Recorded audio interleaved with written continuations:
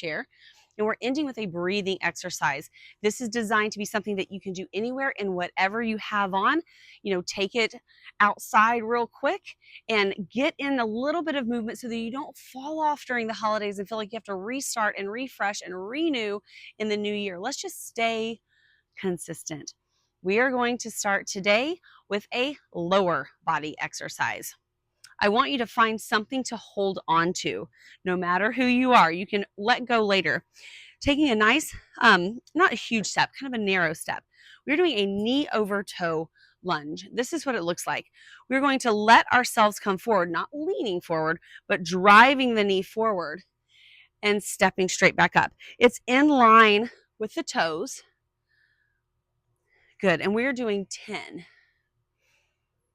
Good. In line with the toes, nice and quick. This is designed to help build knee strength. Okay, this is for knee strength. And I know some of us have been taught like going down straight 90-90. This is a different kind of lunge. It is supposed to be knees over toes for a reason. After you've done 10, just switch legs, and we're going to do 10 on the other side. Don't worry, you have several more sets of this.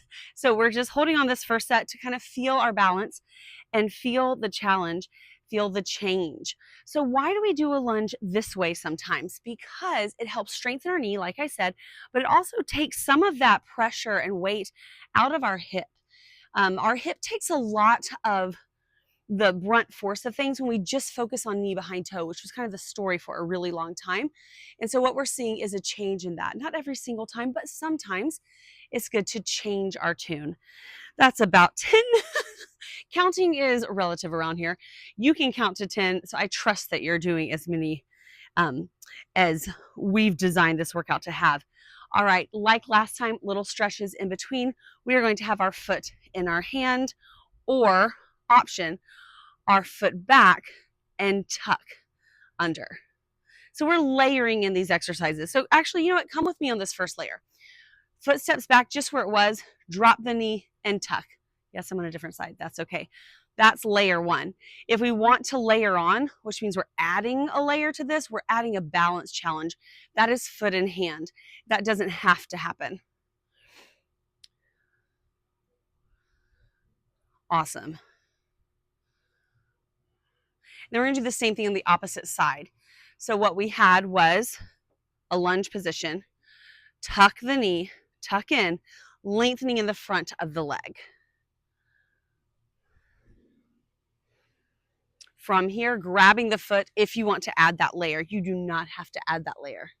And for some of us to grab our foot, we're kind of down here or out here, like pulling the foot to the side. We don't want to do that. We want to keep everything in line, chest lifted, hips pressing forward. And then you can relax. Let's go into set 2. We're still going to be doing 10 knees over toes. That is the goal. Knee over toe lunge. You can start counting when you're ready. Maybe I should use my hand to count on. Now, if you want, you can take your hands off and just put both hands on your waist and keep going here. That's just an option for this lunge.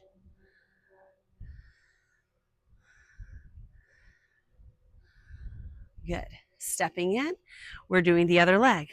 Little step away. Perfect. Good. And let's go. Knees over toes lunge. It's a little different than your traditional lunge. We're keeping that back leg straight. We're driving that knee. If your heel lifts up a little bit, that's okay on this one. This is not a traditional lunge. It is different. And it might be something you haven't done before. You might be less stable. That's something that happens. We're training different little muscles to do something. Let's do 3 more, or however many more it takes you to get to 10. Beautiful. And then let's do our stretch. This time it's going to be more for the lower back. So hands on our upper thighs. We're going to drop the belly through, looking up to the sky. Then we're going to tuck the belly under. I just think I blew straight into the microphone. Looking down in between the knees. And let's do that one more time. Easing up.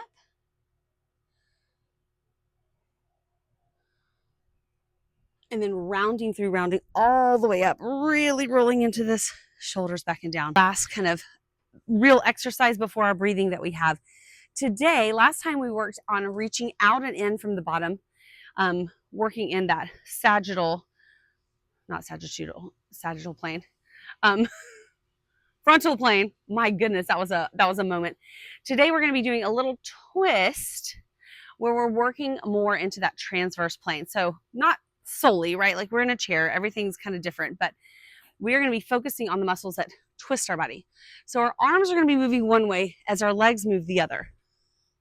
So we're going to be kind of a hop twist, and the hop is what gets into your core. Yes, so a little hop twist. It can also be a step twist if you'd rather, kind of depending on the chair that you're in. But wherever you are, go ahead, try it out, and try that hop twist or the step twist. You decide where you're going to go. Step, hop. This chair leans a little bit, so I'm kind of, now I'm really sliding back. I'm going to pull myself up, and we do about a minute of this. It's not a perfect science. Bring this legs forward. There we go. Tap, tap. And now can you look away from your knees? So you're twisting even more. And if you're getting dizzy, keep the face forward, but still move the arms. If you need to, you can step, or you can take the knees up a little higher, working really into that core. I'm looking with my knees now, aren't I? Okay, there it is. Opposite, opposite. You got it. Still going. Try not to fall back in that chair for 5, 4, 3, 2, 1, and center. Awesome job. Relaxing into your chair. Sitting up, shoulders back and down. Deep breath. Beautiful. Today's breath is a box breath. And this breath, of all the breaths that we're doing, is the one that is highlighted to take you out of sympathetic, which is fight, flight, freeze, fawn, into parasympathetic, which is calm, relax, restore in that nervous system, right? So we've got the sympathetic nervous system, we've got parasympathetic. We spend a lot of time, especially during the holidays, in our sympathetic nervous system. We want to shift things over and move into that parasympathetic when we can. And this breath, the box breath, has been researched and proven to do exactly that, all on its own, without anything else. Now, we add in some other stuff and get the body moving because we know that that can help get us out of that sympathetic state when it comes to stress and anxiety and all of that.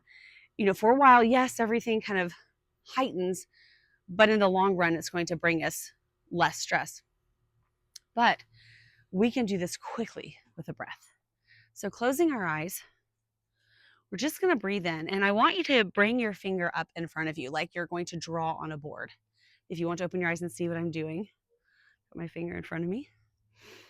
Just bring it up kind of ready to move. Again, you can breathe through your nose, your mouth, or some combo of that. But as you inhale, I want you to bring your finger up. As you exhale, I want you to bring your finger down, just like you're drawing a line straight up and down. Inhale and exhale. This is becoming the sides of our box in box breathing. So inhale up one side and exhale down the other.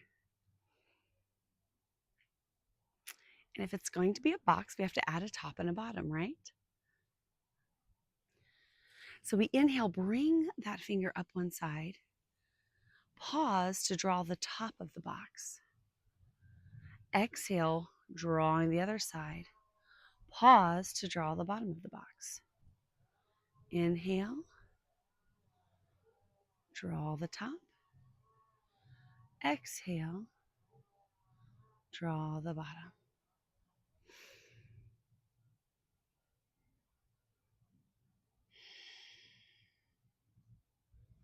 Maybe notice that your shoulders start to drop away from your ears.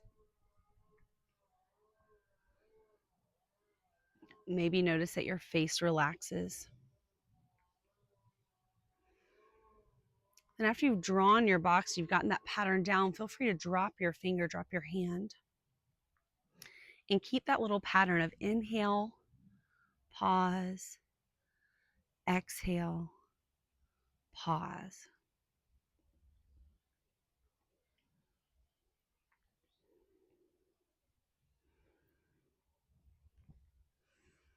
You can stay here for as long as you like. We are going to finish our exercise here together today. Feel free to come back. We have one more part. We have part 3. Make sure that you are liking and subscribing to check out all 3 parts because there are different exercises every time. Remember, all you really need to do after you watch these once or twice, write the exercises down, then pick or choose what you want to do on any given day. Design your own 15-minute workout. See you next time.